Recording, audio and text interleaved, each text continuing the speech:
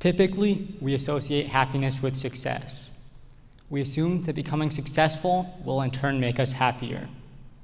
I conducted a poll amongst my peers in which I asked them whether they thought that becoming more successful would make them happier. 78% of them answered yes. This idea that happiness can be derived from success is often imposed on us from a young age. Many of our parents tell us that in order to be happy, we need to be successful and get good jobs. Teachers tell us that in order to be happy, we need to get good grades so we could go to college and get these jobs. We're constantly hearing that in order to be happy, we need to be successful as well. This thinking can often cloud our judgment of others. When people aren't successful, we make assumptions about them. For example, while we often associate classical musicians with prodigies, we often associate heavy metal musicians with high school dropouts. As a matter of fact, heavy metal musicians are often used as examples of unsuccessfulness. The music is described as screaming, and poor life choices of theirs, such as dropping out of school and heavy substance abuse, are used as examples of what not to do if you want to succeed. It has also been proven that there is a negative correlation between heavy metal music and success. According to Russell Goldenberg and Dan Kopp, only 21 out of 7,000 bands will ever become moderately successful. While there are some that become famous and succeed, the genre as a whole is still seen as a more angsty and unsuccessful one. Our judgments regarding heavy metal music aren't just limited to the performers, though, as we often judge listeners of the genre just as much. We assume that they are unsuccessful and lacking behind compared to the rest of society. Are these assumptions correct, though? In part, yes. 16-year-old David Merrill was curious about the effects different genres of music can have on our brains. He conducted an award-winning study alongside with Old Dominion University in which he assembled 3 groups of mice. One was kept as a control group, one was exposed to classical music for 7 hours a day, and one was exposed to heavy metal music for 7 hours a day. He ran each group through the same maze before starting the experiment to get an indicator of what their times would normally be. And over the course of the experiment, he ran each group through the same maze 3 times a week over the course of 3 weeks. And at the end, he ran them through the maze one final time to see how the music had impacted their brains. The control group's time improved by about 5 minutes. The group exposed to classical music, their time improved by about 8.5 minutes. Meanwhile, the group exposed to heavy metal music, their time worsened by about 20 minutes, leaving it 3 times longer than the initial 10. So, going off the results of the study, you can see that the heavy metal music obviously had a detrimental cognitive impact on the mice. And if we buy into the previous notion that happiness is determined by success, we can assume that if we buy into the previous notion that happiness can be determined by success, we can assume that the mice exposed to classical music, as their time improved the most, will be the most happy and successful. Meanwhile, the mice who are exposed to heavy metal music, since their time worsened the most, they will be the least happy and successful. To summarize what I've said so far, many of us associate happiness with success. We assume that becoming more successful will in turn make us happier. Many of us associate heavy metal music with unsuccessfulness. And the experiment on the mice has proven that heavy metal music can have a detrimental cognitive impact. So, isn't it only logical that heavy metal music would make you less happy? Surprisingly, the answer is no. According to Scientific American, in 2018, Finland was the happiest country in the world.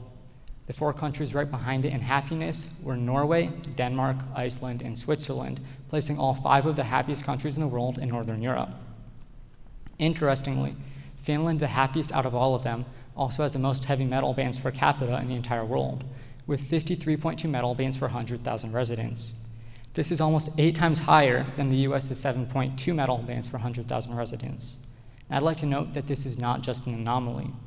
According to Bloomberg City Lab, we found that the number of heavy metal bands in a given country is associated with its wealth and affluence. At the country level, the number of heavy metal bands per capita is positively associated with a country's economic output per capita, levels of human creativity and entrepreneurship, share of adults holding college degrees, as well as overall levels of human development, well-being, and satisfaction with life. While it is unclear whether heavy metal music was the sole cause of all of these, it has been proven to be a source of happiness. In that same study, Bloomberg City Lab goes on to say that Scandinavia's proclivity for heavy metal music has increased its government's efforts to put compulsory music training into schools. Music training has been found to increase students' happiness. According to a specific study conducted by Paul Francisco Erola and Thomas Erola regarding how music training impacted students' well-being at school, the results showed that extended music training enhanced students' quality of life at school, particularly in areas related to general satisfaction about the school, as well as a sense of purpose and achievement for students. This shows that heavy metal music has contributed somewhat to these countries' exceptionally high levels of happiness. And from these following examples, we can also see that despite some of the cognitive consequences of heavy metal music, it has still proven to be a source of happiness, which leads me into my next claim, that the idea that happiness is determined by success is inherently flawed. Many of the people whom we proclaim to be most successful are often child prodigies or geniuses. We recognize the enormous potential both of these groups have from a young age, as they often stand out from their peers in their cognitive abilities. However, there's also much research that points to higher rates of mental illness in both of these groups. According to Scientific America, for some of the most talented, those with IQs in the 140 to 150 range, their gifts can turn out to be a trap. Because these children are so insightful from such a young age, able to make sense of adult ideas, they are constantly aware of the potential risk of failure. This awareness can immobilize them to the point of emotional paralysis, a quiet demon parents and teachers must watch out for. They go on to say that a steady diet of frustration eats at the child's self-esteem. The result is anxiety, which may even shade into depression. As a defense, the child gradually loses interest in school and begins to isolate themselves from social interaction. According to Maggie Ferguson, an unhappy childhood sticks with you. Kim Un-young was a child prodigy from South Korea. Now a civil engineer in his 50s, he feels robbed of a childhood. He began speaking at 6 months and had mastered 4 languages by the age of 2. He gained his first PhD aged 8 and was then headhunted to work for NASA. I led my life like a machine, he said. I woke up, solved the daily assigned equation, ate, slept. I was lonely and had no friends. Even Albert Einstein, one of the most emblematic examples of genius, wrote in 1952, "It is strange to be known so universally and yet feel so lonely." In these past few examples, there's a common thread to their unhappiness as children, which is their difficulty in communicating and forming relationships with others. Now, in metal bands, there are often only a few members. These members need to know and be able to work with each other very well. In addition to rehearsing and performing together, they often have to live with each other for months on end when touring. While the bands themselves aren't always necessarily successful, they do succeed at bringing members and listeners together. According to psychologist Tasha Howe, 80s metalheads were significantly happier and better adjusted than their peers and current college students.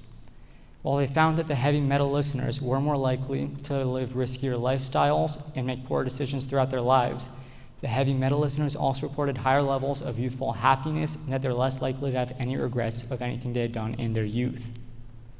The reason for this greater happiness and adjustment is because social support is a crucial protective factor for troubled youth. Musicians and fans alike felt a kinship in the metal community and a way to experience heightened emotions with like-minded people. This shows how important a sense of community is to our happiness. Live concerts are loved by almost all people and are a key part of almost every musical genre. There's something special about seeing your favorite band perform your favorite songs right in front of you. According to US News, amongst other benefits such as stress reduction, live concerts can improve your well-being through a sense of community and connection. While you don't know everyone in the audience, everyone has liking the band in common. This common interest gives you a feeling of belonging that cannot be rivaled by listening to music on your own. So, what am I trying to say essentially? I'm not here to say you need heavy metal music in your life in order to be happy. What I do want you to get out of this is that I think the sentiment that happiness is determined by success needs to be forgotten. While we shouldn't try to avoid success in order to be happy, we shouldn't use it as a means to try to be happier. I think the biggest thing we can learn about happiness from heavy metal music is that happiness is not determined by our achievements, rather from a sense of belonging and closeness with others. Thank you.